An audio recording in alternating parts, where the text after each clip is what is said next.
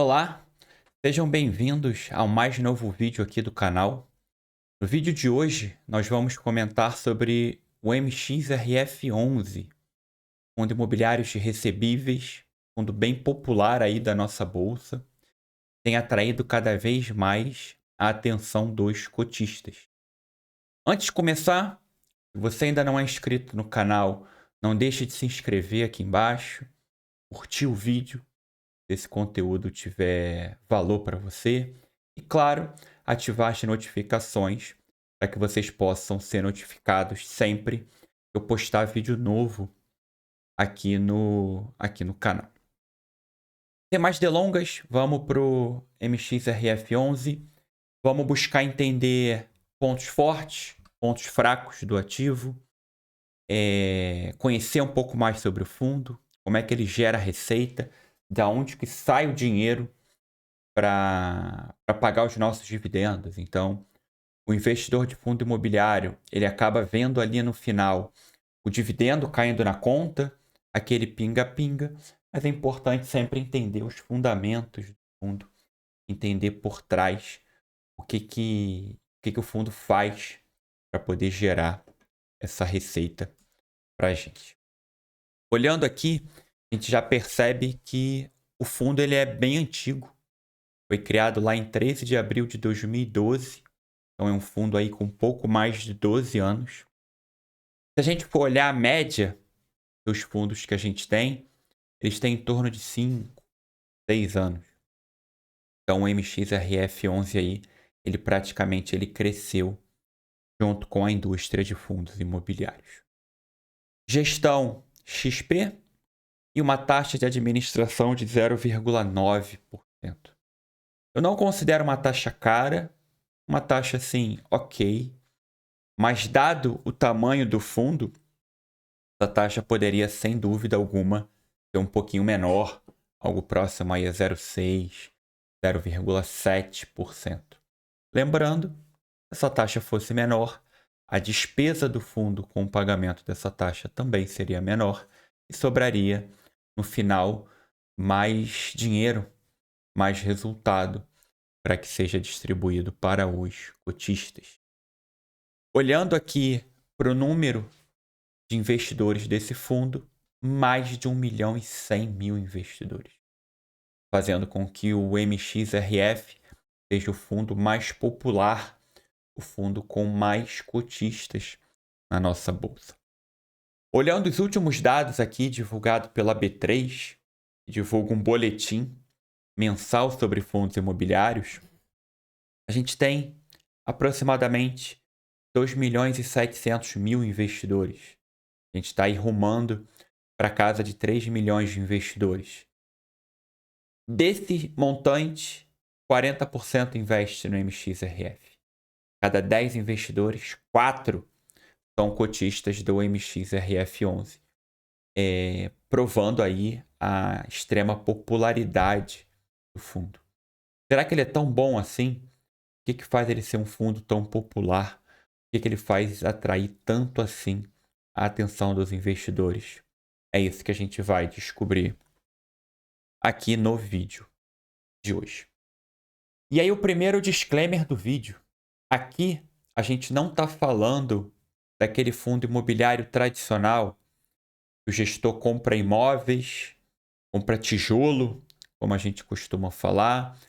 Esses imóveis são alugados, geram receita de aluguel e são esses aluguéis que servem de base para o pagamento dos dividendos que a gente recebe todos os meses. Aqui tem o que chamamos de fundo imobiliário de papel. O fundo investe em ativos imobiliários, ativos lastreados no mercado imobiliário. E olhando aqui, o objetivo do fundo é ter 80% do patrimônio investido em CRI, investido em certificados de recebíveis imobiliários. O regulamento permite que até 20% desse patrimônio também seja investida numa classe chamada permuta imobiliária, permuta financeira. Daqui a pouquinho a gente vai tratar aqui no vídeo sobre o que são essas permutas, mas já dá para adiantar que é a parte que é a pimentinha do fundo. É onde o gestor topa correr um pouco mais de risco para poder ter um retorno maior. Então, 80% em CRI, 20% em permuta. Quando a gente olha a composição de hoje, de onde o MXRF11 está investindo, 77%, mais especificamente 77,4%, está investido em CRI. Então, relativamente próximo ali do alvo, que é até 80%. Em permuta financeira, a gente tem apenas 4,5%, bem longe lá dos 20% desejado pela gestão. Isso porque quase 13% está investido em cotas de outros fundos imobiliários. É isso mesmo. Tal qual como o investidor pessoa física, aqui o gestor ele também está adquirindo cotas de outros fundos imobiliários.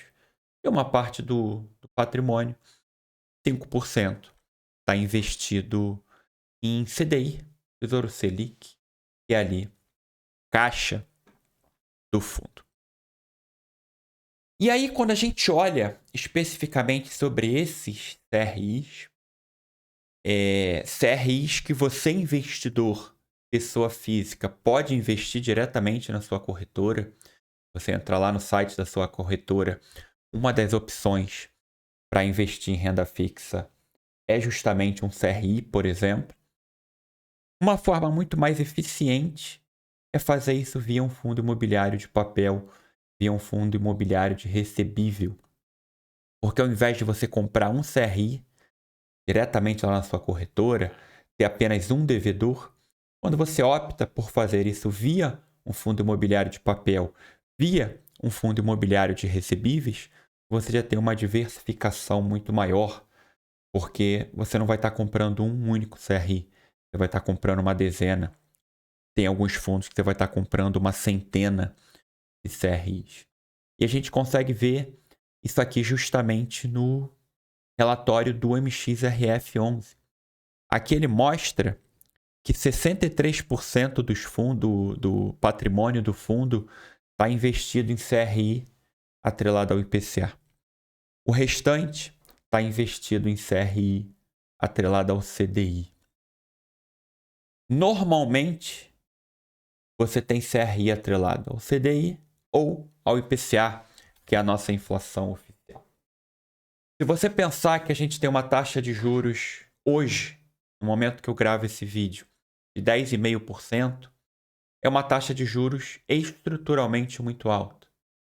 A gente já vê alguns economistas, algumas casas de análise, fazendo previsões para aumento da taxa Selic ainda em 2024. Nesse cenário, talvez faça sentido você ter fundos de recebíveis que tenham exposições ao CDI, tenham CRIs atrelados ao CDI. Hoje, no MXRF, essa parte atrelada ao CDI ainda é pequena. Então é legal até acompanhar aí para os próximos meses, porque pode ser que o gestor opte por aumentar essa parte do patrimônio em CRIs atrelados ao CDI. Então, sempre que vocês forem estudar sobre fundos de recebíveis, é legal olhar como é que está esse mix, né? Tem mais CRIs atrelados ao IPCA, e mais CRIs atrelados ao CDI, e fazer essa análise junto com o cenário macroeconômico de hoje. Como é que tá as previsões para o cenário macro? Taxa média 8,22% no caso dos CRIs atrelados ao IPCA e 2,64% para os atrelados ao CDI. Olhando essa taxa aqui, é uma taxa na média, não é uma taxa muito alta, o que indica, a gente vai precisar ver com mais cuidado, um baixo risco de crédito. Lembrando, quanto maior o risco do devedor do CRI, maior precisa ser a taxa. Se a gente está tomando mais risco, a gente precisa ser remunerado por esse risco adicional, que é o chamado prêmio de risco. Essa parte aqui, a gente também precisa dedicar especial atenção que o gestor mostra qual é o seu retorno a depender do preço que você vai pagar pela cota. Quanto mais barato você paga, quanto menos você paga para comprar uma única cota, maior o seu retorno. Se você paga e consegue comprar uma cota do MXRF11 por R$ 9,70, o seu retorno estimado é de IPCA mais 9,44%. Então, o IPCA mais 6 aí, que é um número mágico de investimento, onde todo mundo busca, comprando uma cota do MXRF11. Óbvio que você está tomando um pouco mais de risco, mas vai ser esse aqui o retorno que você vai ter. Já se você pagar R$ 10,06 por uma cota, o seu retorno já cai para uma taxa de 8,6% mais IPCA, que é um rendimento um pouquinho menor. Então, o ideal é você comprar sempre mais barato possível. E uma referência, principalmente para fundos de recebíveis, é o valor patrimonial. Então, quando a cota é negociada ali próximo ao valor patrimonial ou com desconto em relação a esse valor patrimonial, é sempre mais interessante do que você pagar um ágio, ou seja, você pagar mais do que a cota vale depois dessa avaliação. 9,70 aqui na tabela de sensibilidade que o gestor mostra para gente é justamente quando a gente não tem ágio, nem tem deságio. E aí, olhando os setores, né? Quem são os devedores desses CRIs, Bruno? Você pode estar se perguntando, caramba, eu entendi que aqui a gente não está tratando de um fundo de tijolo, a gente está tratando de um fundo de papel, a gente está tratando de um fundo que investe em CRI, mas a gente está emprestando dinheiro para quem? O gestor do MXRF11 está investindo em CRI. Quem é o devedor? Quem está na ponta devedora desses CRIs? E o gestor mostra para a gente aqui. 34% é o setor imobiliário residencial. 20%, aproximadamente, varejo alimentício. Shoppings, 10%. Mas caramba, o que é esse imobiliário residencial? Vamos ver. Aqui, nesse trecho, o gestor mostra para gente operações que ele comprou, CRIs que ele investiu. Ele destaca 3 CRIs. Um da MRV, que é uma empresa listada em bolsa. Esse CRI Michigan Edition, NY1 e 2. Vamos entender. Então, o gestor alocou 10 milhões de reais a uma taxa de IPCA mais 10% e IPCA mais 9%. Ele descreve que é uma nova operação do portfólio referente ao financiamento de obras do maior projeto da história da Mitre, que é uma incorporadora, implantada em um terreno no Brooklyn, com valor geral de vendas de 655 milhões. O projeto possui torres com unidades que variam de 23 metros quadrados a 217 metros quadrados. As obras iniciaram em julho. Esse CRI aqui, ele está sendo utilizado para poder financiar a obra da construção de um prédio, do desenvolvimento de um prédio. Então aqui você tem um pouco mais de risco. Porque de onde é que vai vir o dinheiro para o devedor, para a Mitre, poder pagar o MXRF11 e a gente receber nossos dividendos? Justamente da venda desses imóveis. Você está lançando, está começando as obras, você já começa a vender. E é com esse recurso que você vai pagando ali juro, correção monetária, amortização do CRI. É esse dinheiro que o fundo investe. E ele entra justamente nesse setor aqui do imobiliário residencial, que ele tende a ser um setor seguro. Porém, como a gente viu aqui, é um prédio que ele está em construção, recém-lançado, então você tem risco da obra atrasar, das vendas acontecerem numa velocidade menor. Aqui a gente tem um pouco mais de risco. Isso tem que ser remunerado por um prêmio de risco adequado. Você precisa receber um rendimento que seja compatível com esse risco. PCA mais 10% é uma taxa aí, que, na minha visão, justa. Ela remunera bem esse risco. Quando a gente pensa aí que a taxa livre de risco, uma taxa aí do Tesouro Direto, está em torno de IPCA mais 6. Então, aqui a gente está recebendo IPCA mais 10, está recebendo 4% a mais de prêmio de risco. Vocês lembram que lá no início a gente comentou que o fundo também investe em cotas de outros fundos imobiliários? Esses aqui são os principais. Então, LP, LP11, SPVJ, PVMR, são fundos normalmente destinados a investidores profissionais. Não é um fundo que o investidor pessoa física comum investe. E aqui o gestor busca justamente um retorno adicional. Embora aqui tenham fundos bem populares, como o GARI 11, é a exceção. O MXRF11 ele busca justamente investir em fundos mais específicos. É uma estratégia aqui, ele se aproxima de um FOF, ele se aproxima de um fundo de fundos. E para finalizar, esse ponto é onde eu acho que muitos investidores deixam passar e não dão a devida atenção, que é a parte da permuta financeira. Lembram que no início, o objetivo do gestor é ter 20% alocado em permutas financeiras? Ou seja, nessa parte aqui do fundo, ele atua como se fosse uma incorporadora imobiliária. Ela passa a ter o risco de você desenvolver um prédio, risco de obra, risco de venda. Então, o fundo ele faz um investimento, como esse aqui no Brooklyn, foi lançado em novembro de 2023, com estimativa para entrega em novembro de 2027. Ou seja, lá em 2023, você faz o desembolso. O fundo investe um valor, mas até que o valor retorne, demanda tempo. Você tem o investimento, depois você tem o início das obras. Antes você já está até vendendo as unidades, né? Tem a maquete do projeto lá, já consegue vender. E aí você tem o marco, que é o início das obras.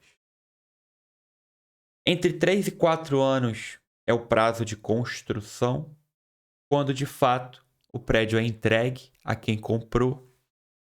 E aí é onde volta a maior parte do dinheiro para o fundo. Entre o investimento que o fundo faz e até a entrega do imóvel, você tem entre 3 e 5 anos. Ou seja, o fundo ele faz o investimento, mas o retorno ele é mais lá no longo prazo. Óbvio que o retorno é muito maior. Está tomando mais risco. Ao mesmo tempo, o fundo precisa distribuir dividendos mensais. E essas permutas elas não têm um fluxo regular. Então não volta dinheiro todo mês para o fundo. E aí é que está o estado da arte, onde o gestor precisa calcular isso muito bem. Porque se uma obra dessa atrasa, se o prédio demora a ficar pronto, significa que aquela fase de entrega, onde você que comprou o imóvel na planta, pagou aquelas parcelas durante a obra, quando você recebe a posse do imóvel, ou você faz um financiamento imobiliário, ou você precisa quitar o saldo devedor junto à construtora. É nessa fase que a construtora recebe os recursos e o dinheiro volta para o MXRF11. Óbvio que esse retorno, que esse risco, precisa de um retorno maior. No caso, a gente está tratando de 13,68% mais inflação. Quando a gente olha lá os CRIs, estava tratando de IPCA mais 8. Aqui, a gente está tratando de IPCA mais 13. Tem algum problema em investir em permuta? Não, desde que a gente esteja ciente do risco. Então, o MXRF11, quando a gente olha em termos de risco da carteira de CRI, se ele fosse só um fundo que investisse apenas em CRI, o risco é muito baixo.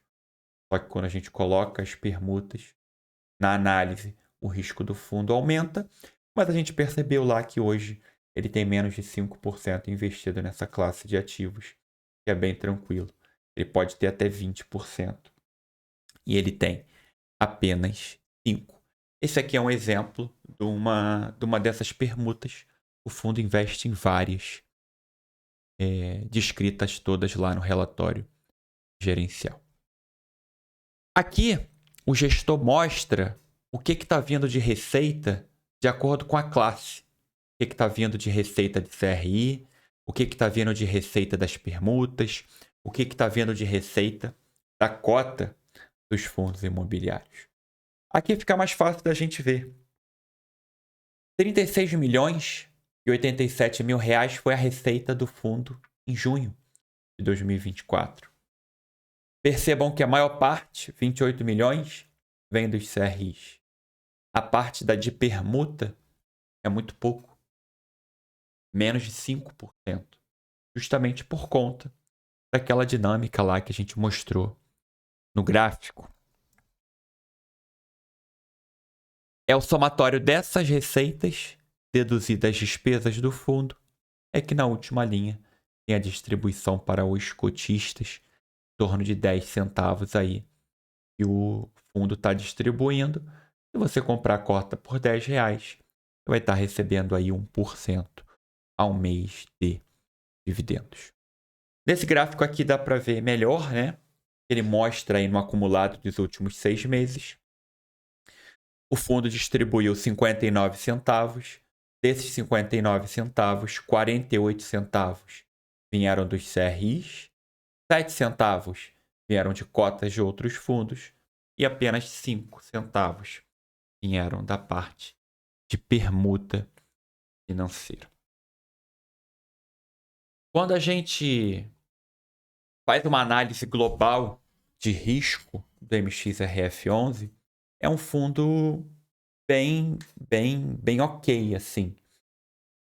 High grade, como a gente poderia chamar, sempre tomando cuidado com essa parte de permuta financeira. Espero que vocês tenham gostado do vídeo. Se gostaram, não deixem de deixar o like.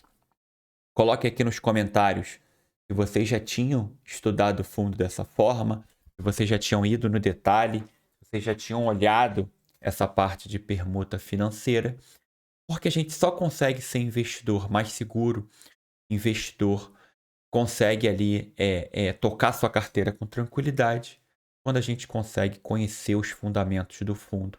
É o conhecimento que traz justamente essa segurança. Se você gostou, deixa o like e até um próximo vídeo.